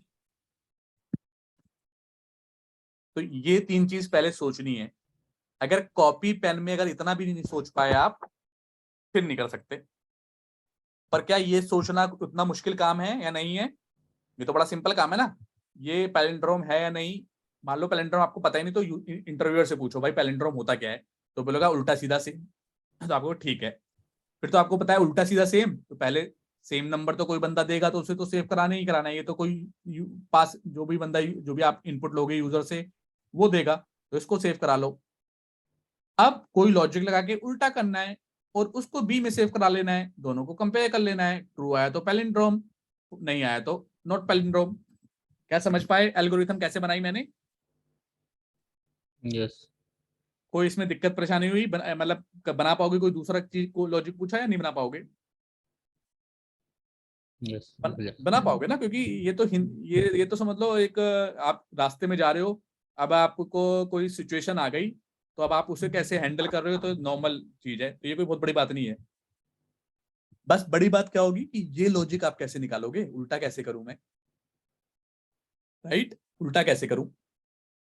तो उल्टा कैसे करोगे मतलब आपको कैसे कहीं कुछ ना कुछ करके ये पीछे वाले नंबर चाहिए कि 121 में से मैं कुछ ऐसा करूं कि पहले 1 आ जाए, फिर 2 आ जाए, फिर 1 आ जाए। राइट। और उसको फिर बना सकता हूं मैं, मतलब उल्टी चीजें मुझे मिल जाए ना तो बना सकता हूं। तो कोई एक ऐसा तरीका सोचो कि 121 का पीछे का नंबर आ जाए। कोई कोई चीज है कि 121 में से क्या करो कि पीछे का नंबर आ जाए। अभी आपके लिए दिक्कत आएगी, अभी आप नहीं सोच पाओगे, लेकिन अगर आप इसे 10 से डिवाइड करते हो ना, 121 को 10 से डिवाइड करते हैं, 10 डिवाइड बाय 121, तो न्यूमरेटर क्या आएगा? बताओ। 1 ना पूरा डिवाइड करो, वन थोड़ा ना पूरा। पहली बार तो 10, 1 10 1 10 1 जा 10, तो पहला 1 आ जाएगा, फिर 21 बचेगा, फिर 10 2 जा 21, तो न्यूमरेटर कितना 12 आया? 12 12 आ गया, राइट। डेनोमीटर क्या आया? 1 1 आ गया। तो आपको यही तो चाहिए था, या आपको लास्ट डिजिट चाहिए थी, और जो बची वो चाहिए था, क्योंकि अगली बार दोबारा से निकालना पड़ेगा 2। बात समझ रहे हो कि पहली बार क्या आ गया? आपको ये दोनों चीज चाहिए। बेसिक उल्टा करने के लिए क्या लॉजिक लगाना है, ये अभी बहुत जल्दी आपके दिमाग में आएगा नहीं, पर आप जैसे 2 4 10 8 10 क्वेश्चन करोगे तब समझ में आएंगी ज्यादा चीजें। बट बेसिक क्या था कि भाई 10 से डिवाइड कर लो, जो न्यूमरेटर होगा ये आ जाएगा 1, और जो सॉरी 12, और जो डेनोमिनेटर आ जाएगा वो 1 आ जाएगा। क्लियर? अब आपको क्या करना है, उल्टा बनाएंगे कैसे? अभी बेसिकली सेम, अब सेकंड स्टेप में देखते हैं। सेकंड स्टेप में फिर से वही काम करके न्यूमरेटर निकालना है। इस बार न्यूमरेटर आ जाएगा 1, डेनोमिनेटर आ जाएगा 2। क्लियर है? कोई दिक्कत है, परेशानी है? सेकंड स्टेप में किससे डिवाइड किया था? अब जो ये न्यूमरेटर था उसको 10 से डिवाइड किया, ओके ठीक है, तो न्यूमरेटर आ गया 1, ये आ गया 2। कोई दिक्कत या परेशानी? नहीं। लास्ट में भी करेंगे तो लास्ट में ये 2 का 2 आ जाएगा डेनोमिनेटर में। अब इन नंबर को यूज करके कैसे आप बनाओ, आप कि उल्टा नंबर भी तो बनाना है कि भाई 121 बनाना है ना आपको। तो इसका लॉजिक बहुत ही सिंपल होता है, ये हर क्वेश्चन में आपको इसका लॉजिक, ये रिवर्स वाला तो आपको लॉजिक समझना ही पड़ेगा। तो देखो इन्होंने भी यही किया है। इसका लॉजिक क्या है? ये है उल्टा बनाने का। ये एक लाइन इसका लॉजिक है उल्टा बनाने का। आप कहोगे ये क्या कर दिया, आप सोच रहे हो कि ये क्या कर दिया, तो देखो कुछ नहीं किया है। जो भी बंदा, देखो मैं ये यहीं पे समझाता हूँ ना, कुछ भी नहीं किया, बहुत ही सिंपल चीज है। ये तो खाली वेरिएबल डिक्लेयर कर रखे हैं। सबसे पहले तो जो भी बंदा नाम नंबर देगा वो सेव कर लिया। यहाँ पे मतलब क्या होगा, 121 जो हम ए बना रहे हैं ये ए है, राइट। अब ये टेम्प में डाल लिया इसे ना। क्यों टेम्प में डाल लिया? लास्ट में इसी को कंपेयर करेंगे। टेम्प में डाल लिया मतलब इसे सेव कर दिया इसके अंदर। क्यों? क्योंकि ये तो चेंज होता रहेगा ना। थोड़ा सा 1 2 क्वेश्चन करने के बाद ही समझ में आएगा, क्योंकि ये तो देखो चेंज होता जा रहा है नंबर। तो पहले 121 था, फिर 12 था, फिर 1 रह गया। तो हमने क्या बोला भाई, जब तक मेरा नंबर 0 से बड़ा हो तब तक चलता रहियो। लॉजिक वाइल लॉजिक लगाया है, चलता रहियो। और क्या कर, ये 3 काम करता रहे। सबसे पहले रिमाइंडर जो भी आएगा, रिमाइंडर निकाल, n% 10 निकाल। 10 से डिवाइड, रिमाइंडर क्या आएगा? पहली बार में 1 आएगा। अब सम में सम इंटू 10 कर। सम की वैल्यू क्या है? बाय डिफॉल्ट 0 है। तो 0 इंटू, ये लॉजिक है रिवर्स करने का। रिवर्स करने का लॉजिक आपको समझना ही पड़ेगा, समझ में नहीं आता तो रटना पड़ेगा, लेकिन बहुत सारे क्वेश्चन में ये रिवर्स वाला लॉजिक आपकी हेल्प करेगा। तो इसने क्या किया, सम इंटू 10। तो जब ये पहली बार लूप चलेगा तो क्या आएगा, सम 0 होगा। 0 इंटू 10 0 होता है, प्लस रिमाइंडर प्लस 1, तो सम की वैल्यू हो जाएगी 1। तो अगर यहीं पे देखूं, और नंबर क्या बचेगा, n डिवाइड बाय 10 मतलब 12। तो यहीं पे देखूं तो पहली बार लूप पे क्या कर दिया, नंबर तो ये न्यूमरेटर वाला बच रहा है और डिनोमिनेटर आ रहा है। एक हमने ऊपर सम ले लिया था। थोड़ा सा दिक्कत आ सकती है समझने में, लेकिन कोशिश करनी है समझने की, तभी आएगा। हमने क्या बोला कि सम इंटू 10 प्लस डेनोमिनेटर। ठीक है भाई? तो यस बताओ क्या आएगा यहाँ पे रिजल्ट, बताओ तुम बताओ दीपक, रिजल्ट क्या आएगा? 1 1 आएगा। क्यों ये वाला 0 क्यों हो गया? पूरा पहले सम तो इक्वल 0 टू था ना, 0 ना। यस। तो 1 आ जाएगा यहाँ पे। अब दूसरे स्टेप में ये आएगा, अब फिर से, क्योंकि ये तो लूप में चल रहा है ना, ये देखो लूप में चल रहा है। अब लास्ट में n डिवाइड बाय 10 कर दिया, तो मतलब लास्ट में जो n बचा होगा वो 12 बचा होगा ना, n डिवाइड बाय 10 ये रिजल्ट देगा ना, समझ रहे हो? अगर 121 को 10 से डिवाइड कर दूंगा तो रिजल्ट तो 12 आएगा ना। यस। तो मतलब अब बचा है n में 12, अब दूसरा लूप आएगा, दूसरा लूप आएगा तो मतलब ये चलेगा। तो न्यूमरेटर 1, मतलब डिवाइड करने के बाद ये आएगा और परसेंटाइल के बाद ये आएगा, तो दोबारा से वही वाला फॉर्मूला लगेगा। अब सम की वैल्यू कितनी थी? 1 थी ना, यहाँ पे लिख देता हूँ। बहुत ज्यादा मुश्किल नहीं है, शुरू में लगेगा लेकिन बाद में आसान हो जाएगा। 1 इंटू 10 10 प्लस 2 क्या है डिनोमिनेटर? 2 कंट्रोल 2 इक्वल टू क्या हो गया? 12। 12 दोबारा फिर चलेगा क्योंकि अभी तो वैल्यू 0 नहीं हुई ना, 1 है वैल्यू, राइट? वैल्यू 1 है, 0 नहीं है। इस बार न्यूमरेटर हो जाएगा 0।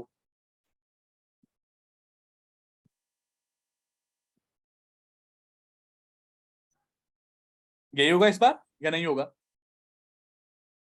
10 को 1 से डिवाइड करूंगा तो न्यूमरेटर आएगा 0, डिनोमिनेटर आएगा 1। आएगा नहीं आएगा? यस। तो अब क्या लॉजिक लगेगा? फिर से वही वाला सम, इसमें कितना पड़ा हुआ है? 12 इंटू 10 प्लस 1। 1 रिजल्ट क्या आया? 121। हो गया उल्टा नंबर।